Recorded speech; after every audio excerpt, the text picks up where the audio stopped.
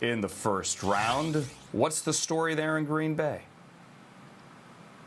They were adamant about getting a quarterback. It's not just like, well, if one fell to them, they were going to. No.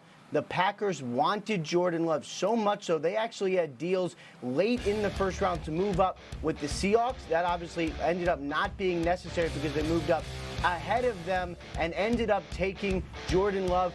There was really no one else, as far as I can tell, Andrew, who was going to come up for him. The Colts, that were rumored. From my understanding, the Colts never made any calls.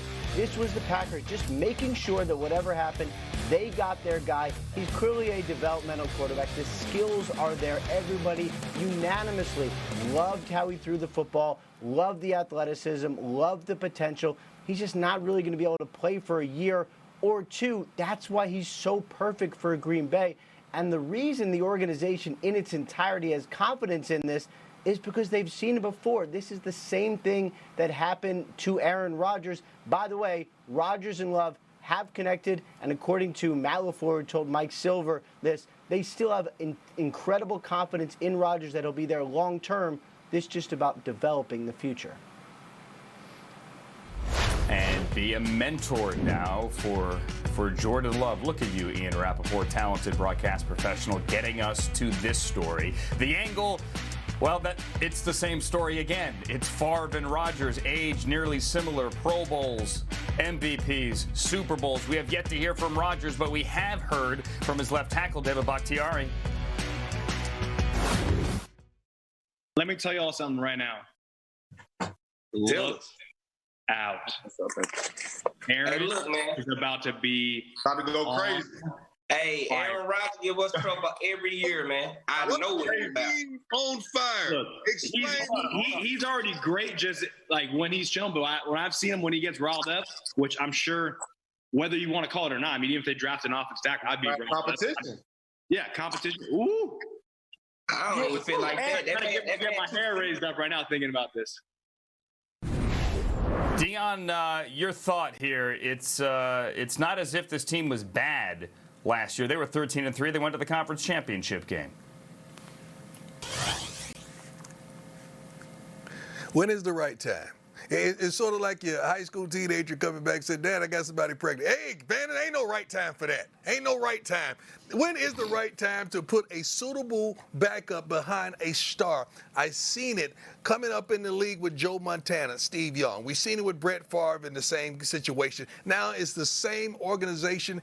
The time is now. Aaron Rodgers is still going to be Aaron Rodgers, but the guys like Favre and Joe Montana moving around, now Tom Brady, it opens the door to make you think, hey, you may not finish your career in Green Bay, but that does not negate that you're still great.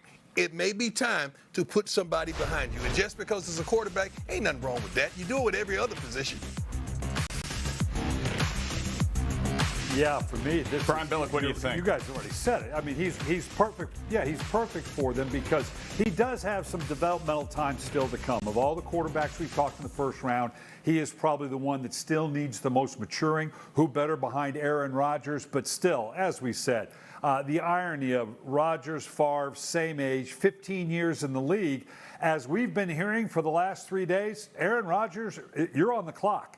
And don't think for a second that he's not aware of that. I'm sure it'll be great relationship. Let's remember how the relationship was between Favre and Aaron Rodgers. So, yeah, it's going to be interesting. Good pick for the organization, but Aaron's on the clock. I agree with Coach Billick 100%. It's a great pick for the organization. Why? They were 13-3. 13-3 means you're going to get a late pick anyway because you're going to be good. What if they drop to 11-5? That's still great. You're still going to get a pick 15 or later. How are you going to find a great quarterback, a good quarterback to take over your franchise, a storied franchise, a winning franchise if you're picking that late? I think it's the right move. I love the move. I love the guts that it took to make the move. Now, Aaron Rodgers just has to stand and deliver and not look over his shoulder. I love the move as well, and I love how we worked Love into that. The kid's name is Love here, but the narrative last offseason was how are Matt LaFleur and Aaron Rodgers going to get together? Now, looking ahead, the narrative, you know it will be all summer, how will Jordan Love and Aaron Rodgers work? and get along. Thank you, guys. Thank you, Deion. Thank you, Brian Billick. More from both coming up shortly here. There is more quarterback news today. Jameis Winston has found a home, and that's right. That is not a misprint on the bottom of your screen. The Saints are expected to sign Jameis Winston to a one-year contract after 5 years in the NFC South as the former number 1 overall pick with the Buccaneers.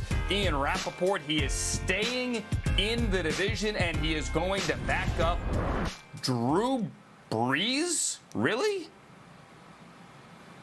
Oh, yeah, it is real, and it is spectacular for Jameis Winston.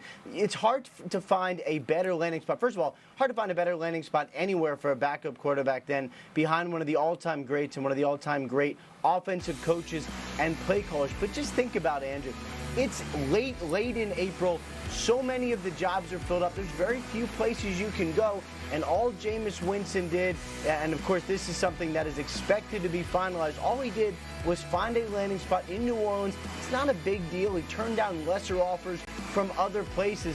This was about learning from the Masters, kickstarting his career, again, similar to Teddy Bridgewater. Meanwhile, the New Orleans Saints also locked up a pretty big part of their quarterback room as well. They signed Taysom Hill to a one-year extension worth about $16 million. So in all, he's under contract for 2 years, $21 million.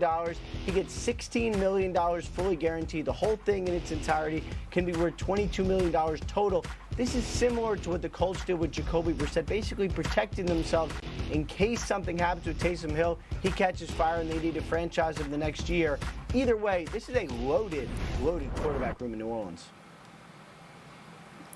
Yeah, and you could add Tommy Stevens as well, who the Saints signed as an undrafted college free agent, kind of an understudy for Taysom Hill in that role as the mobile kind of gadget quarterback. Thank you, Ian Rappaport. Let's look at some of the Jameis Winston numbers, not the contract numbers, but look at the turnover numbers on the bottom here. 30 interceptions, 35 giveaways, last in the league in both categories. I don't know that we're shocked that Jameis Deion could not find a starting job, but I thought he would go to a team where maybe he would get a chance to get on the field or maybe beat somebody out. I don't know where that job was, but I didn't think it was going to be New Orleans.